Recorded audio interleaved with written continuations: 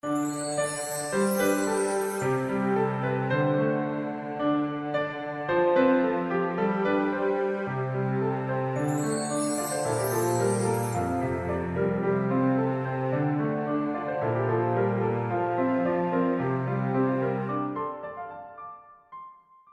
Noguès, bonjour.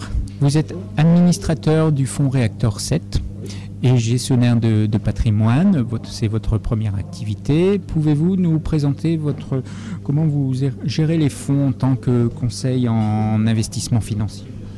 Bien, en tant que conseiller en investissement financier, j'ai commencé de manière traditionnelle, c'est-à-dire j'ai fait le tour des différentes sociétés de gestion présentes actuellement sur le marché, telles que les Carmignac, des NCA, selon des gestions plutôt traditionnelles.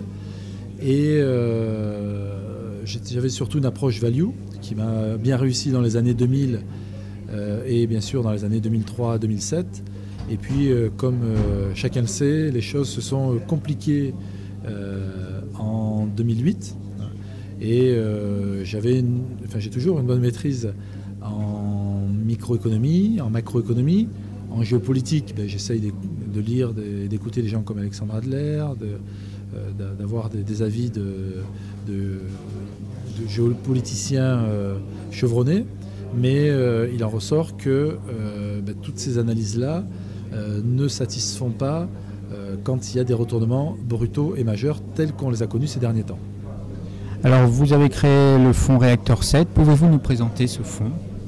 Bien oui, en toute objectivité, à partir du moment où mon cabinet conseiller patrimoine a compté plus de 400 clients, il était physiquement, puisque je ne suis pas un surhomme, impossible de pouvoir arbitrer 400 clients dans la demi-journée ou dans la journée. Donc le but de Réacteur 7, c'était de pouvoir arbitrer les clients qui le souhaitaient en appuyant uniquement sur un bouton. Donc c'est un fonds de fonds qui peut être positionné de 100% en position acheteuse jusqu'à 100% en position bear. Ensuite, vous êtes passé à l'analyse graphique. Pourquoi être venu à l'analyse graphique? Et puis, qu'utilisez-vous en fait dans l'analyse graphique, indicateurs, etc. Pouvez-vous nous préciser ces choses-là?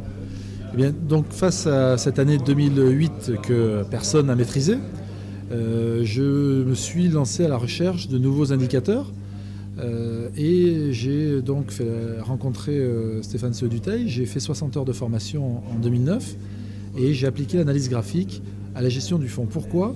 Eh bien, à l'heure actuelle, on a un exemple majeur de l'intérêt de l'analyse graphique. C'est-à-dire qu'on était sur le début du mois de mars dans une situation où tout le monde était très euphorique sur les marchés. On sait ce qui s'est passé courant mars. Le Japon n'a été qu'une accélération du phénomène baissier. Et par exemple, sur cette semaine-ci, eh bien, alors qu'on n'a que des mauvaises nouvelles sur la Libye, sur le Japon, sur la démission du gouvernement portugais, eh bien, on voit que les marchés rebondissent. Ben, tout ça, ça s'explique grâce à l'analyse graphique. Alors les outils qu'on utilise, ben, c'est les outils que met en avant Stéphane Seau-Dutheil, qui intervient régulièrement sur BFM Business. Stéphane a développé une analyse à la fois assez simple et assez abordable par la plupart des auditeurs et la plupart des lecteurs. En fait, on détermine la base de l'analyse graphique, ce sont les canaux. Donc c'est Charles Dow, qui est à l'origine de Dow Jones, qui a inventé ces canaux avec 3 points de contact. Donc qui forment un support par le bas et une résistance par le haut.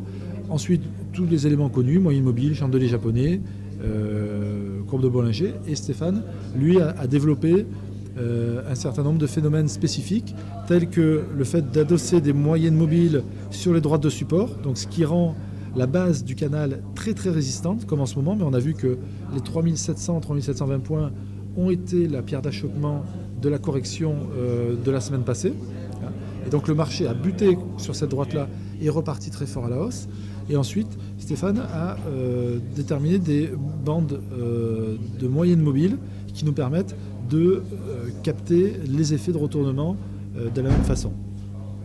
Alors à cet effet, je peux vous donner un exemple, puisque donc début mars, contre toute la tendance et contrariant que nous sommes, on était, enfin pas par contrariété, mais parce que l'analyse graphique nous donnait de gros signaux baissiers, donc on était 96% en bear au début du mois de mars, Et ensuite, on avait un petit doute qu'on n'a plus aujourd'hui sur le bas du canal, puisqu'il y avait deux bas de canaux possibles, un en dessous de 3008 et un à 3720. Donc on a lâché nos positions baissières juste en dessous des 3800 points et on a repris des positions acheteuses pour plus de 50% du portefeuille à 3720. Ce qui fait qu'à l'heure où je vous parle, le fonds est à plus de 8% depuis le 1er mars.